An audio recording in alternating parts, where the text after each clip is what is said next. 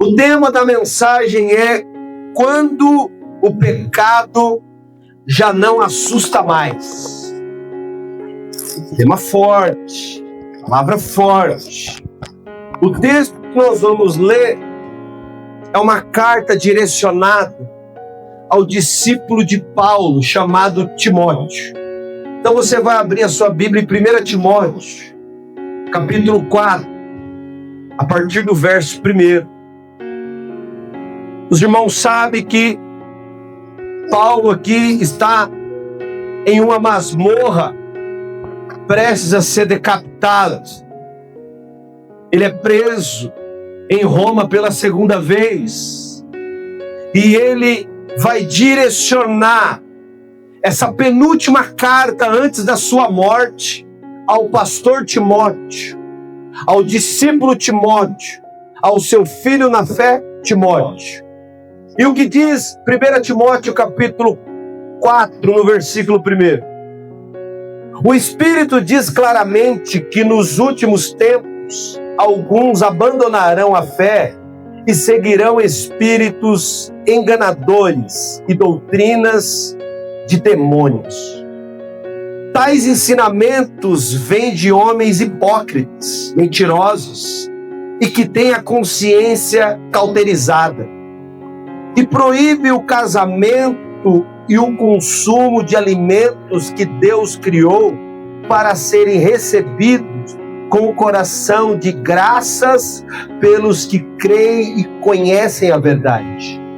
Pois tudo o que Deus criou é bom, e nada deve ser rejeitado se for recebido com ação de graças, pois é santificado pela palavra de Deus e pela oração. Se você transmitir essas instruções aos irmãos, será um bom ministro de Cristo Jesus, nutrido com as verdades da fé e da boa doutrina que tem seguido. Rejeite, porém, as fábulas profanas e tolas, e exercite-se na piedade. O exercício físico é de pouco proveito, e a piedade, porém, para tudo é proveitosa, porque tem promessa da vida presente e da futura. Esta é uma afirmação fiel e digna de plena aceitação. Se trabalhamos e lutamos, é porque temos depositado a nossa esperança no Deus vivo, o Salvador de todos os homens, especialmente dos que creem. Ordene e ensine essas coisas. Ninguém o despreze pelo fato de você ser jovem, mas seja um exemplo para os fiéis na palavra, no procedimento, no amor, na fé e na pureza. Até a minha chegada, dedique-se à leitura pública da Escritura, à exortação e ao ensino. Não negligencie o dom que foi dado a você por mensagem profética com imposição de mãos dos presbíteros. Seja diligente nessas coisas. Dedique-se inteiramente a elas, para que todos vejam o seu progresso. Atente bem para a sua própria vida e para a doutrina, perseverando nesses deveres, pois, agindo assim, você salvará tanto você mesmo quanto aos que o ouvem. Aleluia! Podeis assentar, querido irmão, por um breve momento. O apóstolo Paulo aqui, ele é claro em dizer que nos últimos dias muitos abandonarão a fé. Então, uma carta que foi direcionada ao jovem Timóteo, ao discípulo de Paulo, ao jovem pastor Timóteo, é uma carta também que serve para nós, porque o espírito de homens enganadores daquela época também é o mesmo espírito que tem enganado pessoas. O apóstolo Paulo vai dizer que a doutrina que estava sendo ensinada era uma doutrina de demônios, diga comigo, misericórdia, vindo de púlpitos de homens hipócritas. O apóstolo Paulo estava dizendo, homens mentirosos, que já estavam ensinando com uma consciência cauterizada. E é sobre esse assunto, irmãos, que eu quero compartilhar com vocês hoje. Existe algo extremamente perigoso acontecendo na alma humana hoje em dia. Não é apenas o cair no pecado, mas o verdadeiro perigo é simplesmente a pessoa pecar e já não ter mais a consciência do pecado. O verdadeiro perigo é quando o pecado já não assusta mais o coração, quando a alma humana já não tem temor naquilo que é santo. É quando a alma humana já não tem mais temor naquilo que é sagrado. Quando a consciência perde essa sensibilidade, ali é um caminho perigoso para o esgotamento espiritual. Aquilo que antes produzia quebrantamento, angústia, hoje já não quebranta mais. Hoje já não angustia mais. Hoje já vai se acostumando com aquilo que é pecado. Aí o apóstolo Paulo escreve alertando o seu discípulo na fé, chamado Timóteo, sobre esse estado espiritual terrível. Uma consciência cauterizada. O maior perigo hoje, querido irmão, é você ter uma consciência cauterizada. Essa pode ser uma das maiores tragédias que a nação brasileira está vivendo. Ela já não tem mais reação contra o pecado, achando que tudo está envolvido no relativismo, achando que isso é algo absolutamente normal. E essa manhã eu quero dizer para você que isso pode estar acontecendo dentro das igrejas brasileiras. Diga misericórdia, pastor. É um processo silencioso de endurecimento espiritual. Está quietinho, está silencioso, mas ele está destruindo. Porque a consciência do homem e de uma mulher não morre rapidamente. Ela vai morrendo lentamente. Lentamente ela vai morrendo e perdendo os prazeres das coisas de Deus. Então Paulo vai usar uma palavra cauterizada que descreve algo queimado com ferro quente, que deixa uma marca seca. Tem pessoas que estão entrando dentro das igrejas, mas elas estão secas, porque a pele dela, o coração dela já está cauterizado. E por estar cauterizado, ele já perdeu a sensibilidade. No mesmo ambiente onde algumas pessoas estão sendo tocadas profundamente pelo Espírito Santo, a pessoa está seca e cauterizada e já não sente absolutamente nada. O coração que está do lado está quebrantado pela sensibilidade do mover de Deus, mas o coração cauterizado daquela pessoa já não sente mais o desejo em adorar ao Senhor. Quando ela peca, aquilo que antigamente trazia uma angústia para o coração dela, hoje não traz nenhum conflito interno.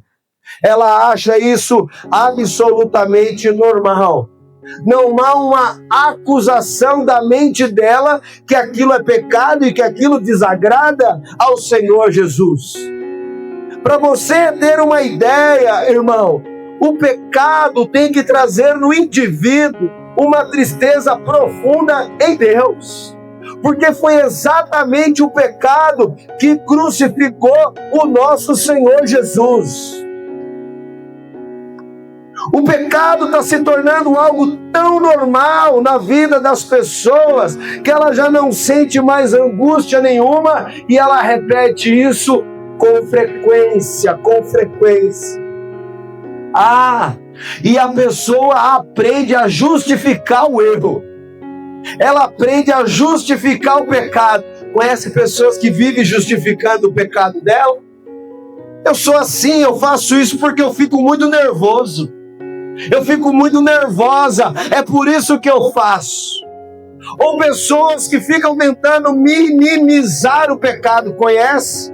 Olha o tamanho do meu pecado perto do pecado de alguém. Olha o que eu estou fazendo perto do que fulano está fazendo. Ela tenta minimizar o pecado. Outros tentam esconder. Conhece pessoas que ficam tentando esconder o pecado? Ela acha que ela esconde do marido, ela acha que ela esconde dos filhos, ela acha que ela esconde dos irmãos da igreja, ela acha que consegue esconder dos colegas do trabalho. Olha para cá, Deus está te vendo. Você pode até tentar esconder das pessoas aqui terrenas, mas o nosso Deus está te vendo. A tragédia, irmão, é as pessoas se acostumar com o pecado e o coração começa a ficar endurecido.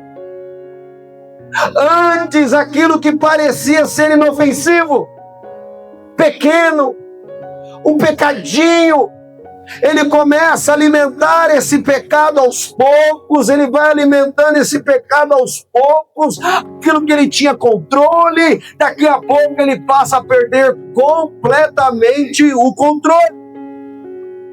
Antes, o que parecia ser algo que não, isso aqui jamais vai me destruir. Hoje, a pessoa já está completamente destruída.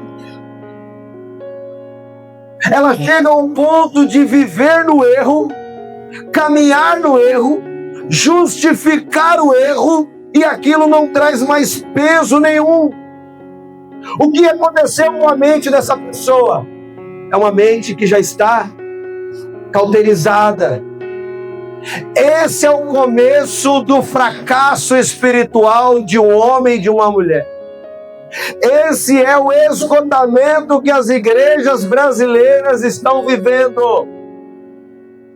Aquilo que antes estava do lado de fora dos muros da igreja, hoje está inserido dentro das igrejas, dentro dos púlpitos, segundo Paulo, chamando de hipócritas, dentro do ministério de louvor, onde Paulo também está advertindo, dentro do meio da liderança, onde Paulo está ensinando o seu filho na fé, Timóteo, a confrontar.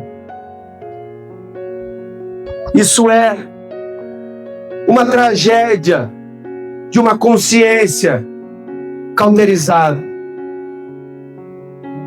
Isso significa que a capacidade que o homem tinha de discernir o pecado, de perceber o pecado, de fugir do pecado, se perdeu ao longo dos anos.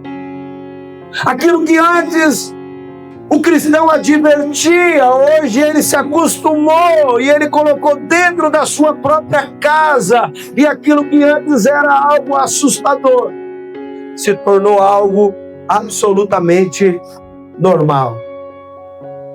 As pessoas estão vivendo hoje como vivia antes de se converter. Paz, meu irmão. Vivendo as mesmas palavras, compartilhando das mesmas atitudes, andando com homens ímpios, participando de roda dos homens escarnecedores, colocando no som do carro música que antes você escutava quando você não conhecia Jesus, mas hoje esse relativismo está fazendo tudo se parecer normal. Desgraça pouco é bobagem. Essas pessoas ainda estão frequentando cultos. Essas pessoas estão andando com Bíblia. Essas pessoas ainda estão entregando dízimo. Essas pessoas dizem para todo mundo que é cristão. Participam de uma igreja, mas não nasceu de novo. O novo nascimento vai produzir em você não é uma melhoria, não. O novo nascimento vai produzir em você uma transformação, uma nova vida e uma vida com Cristo Jesus. Como que alguém que morreu pelo pecado, ele vai compactuar com o pecado? Não, você que tem que abandonar o pecado. Volte-se essa manhã para Cristo, busque a sensibilidade no coração e fala: Senhor, eu não saio deste lugar enquanto o Senhor não me tocar. E Ele vai te tocar. Poucas igrejas brasileiras estão pregando uma mensagem que o pecado vai destruir você. Poucas igrejas brasileiras estão pregando, dizendo: arrependa-se do seu pecado e volte-se para Jesus. O pecado tem que provocar em nós uma luta, irmão. O pecado tem que provocar em nós uma angústia profunda. O pecado tem que provocar em nós um arrependimento. O pecado tem que provocar em nós lágrimas sinceras diante do seu Criador. As igrejas brasileiras estão vivendo um dos maiores perigos do cristianismo, se acostumando com o pecado e já não tendo mais força para lutar contra ele. A Bíblia Sagrada vai dizer que as portas do inferno não prevalecerão contra a igreja do Senhor Jesus, e ela não vai prevalecer contra você também. Seja forte, seja corajoso, porque o Senhor teu Deus é contigo. Por onde quer que você for, a boa mão do Senhor vai te guiar e ela vai te sustentar, em nome de Jesus. Porque quando a consciência está cauterizada, quando a consciência se cala, aí começa o perigo da caminhada do cristão. Ele vai se distanciando cada vez mais de Deus.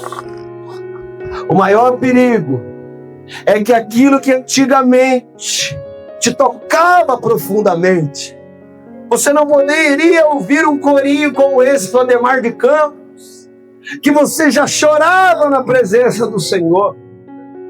Você não podia ouvir uma palavra que o Espírito Santo já te tocava de uma forma profunda, mas agora já não te toca mais. Está seco por dentro. O apóstolo Paulo está dizendo que essa consciência terrível pode levar um homem de Deus e uma mulher de Deus ao fracasso. Porque isso vai destruindo a mente de uma forma lenta. Porque o inimigo é assim, ele não tem pressa de te matar. Ele vai afastando você das células. Ele vai afastando você da liderança. Ele vai afastando você da igreja e você vai achando que faltar aos domingos do culto é algo normal. Afinal de contas, domingo que vem eu vou. Não! Você está aqui para adorar exclusivamente a Deus. O domingo é o domingo do Senhor. Ele não pode ser competido com absolutamente nada. Essa agenda é uma agenda exclusiva de Deus. Permanecer com a mente cauterizada é permanecer no perigo. Que essa manhã, em nome de Jesus, você possa ter uma consciência viva diante do seu Criador e que Ele possa restaurar a sua mente. A única esperança para uma consciência que está endurecida é a graça de Deus. A única saída para uma consciência que está cauterizada é o poder do Espírito Santo de Deus.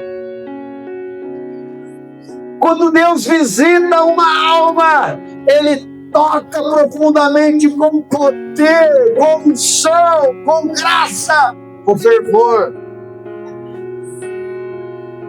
Essa mensagem é para expor o pecado, levar você a se arrepender, mas trazer luz ao seu coração, a trazer vida sobre o seu coração, é tirar o peso do pecado, querido irmão, para que você volte a caminhar levemente com o Senhor Jesus. Que essa manhã a sua alma possa se quebrantar, que essa manhã você possa se arrepender e compreender que a gravidade do pecado pode te levar à destruição. Mas o Evangelho de Cristo Jesus está neste lugar. A Bíblia Sagrada está aberta e você, pecador, tem a chance de abandonar o pecado e voltar para Jesus. Aleluia! Deus jamais vai desistir de você. Ele só quer o seu coração de volta. Ele só te trouxe aqui essa manhã para restaurar a espiritualidade do teu coração. Ele te trouxe aqui essa manhã para te dizer: você é um filho amado, uma filha amada. Eu tenho um chamado para você, eu tenho um caminho para você. Volte-se para mim, volte-se para mim. Se o Espírito está aqui essa manhã, confrontando o teu coração, e você deve estar sendo confrontado mesmo, a boa notícia é que se a palavra de Deus está sendo pregada e Ele está confrontando o teu coração, é porque há esperança para você. Aleluia! Há esperança para você. Você não deve fechar o teu coração para Deus. Você deve fechar o teu coração para o pecado. Você não deve se entristecer com uma mensagem. Você deve se entristecer com o diabo que está tentando te afogar, que está tentando te destruir. Mas Jesus Cristo está aqui para te pôr em liberdade. Aleluia! Aleluia! Como está a sua consciência essa manhã diante de Deus? Você ainda sente tristeza pelo pecado? Ou já se acostumou? Você sente tristeza quando você desagrada o Senhor Jesus? Ou o pecado já se tornou algo comum na sua vida? Você já está aqui hoje pensando no pecado de amanhã? O caminho mais perigoso do cristianismo é quando um homem e uma mulher perde o temor do Senhor. É quando o pecado já não assusta mais. A maior tragédia e o maior esgotamento é quando uma pessoa já não dobra mais os joelhos em lágrimas diante do pecado. É quando ela caminha com Cristo Jesus com os olhos secos. E você passa a achar tudo isso normal. Será que Deus está falando com alguém aqui essa manhã? Ô querido, eu falo isso com meu coração cheio de quebrantamento. Não ande mais como você andava antes. Deus entrou na tua vida para mudar a tua história. Aleluia, Jesus. Talvez o pecado já não estava trazendo temor, mas que essa manhã possa ser diferente. E que o pecado possa trazer temor.